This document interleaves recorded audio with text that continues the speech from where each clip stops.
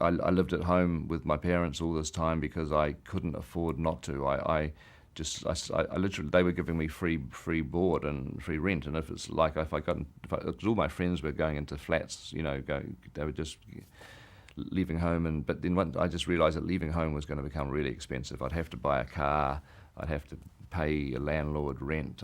It was like, how am I going to buy a camera if I've got all these outgoings? So I stayed at home with mum and dad, who didn't charge me anything to stay at home, and was able to save this money. Got my 16mm camera eventually after a couple of years, and at that point I started working on a film, but that started out as a short movie.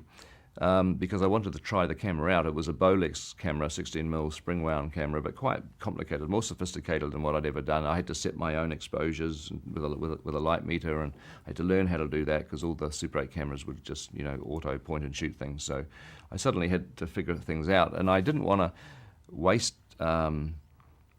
any money at all, because I realized with 16mm that 3 minutes of film was basically $100.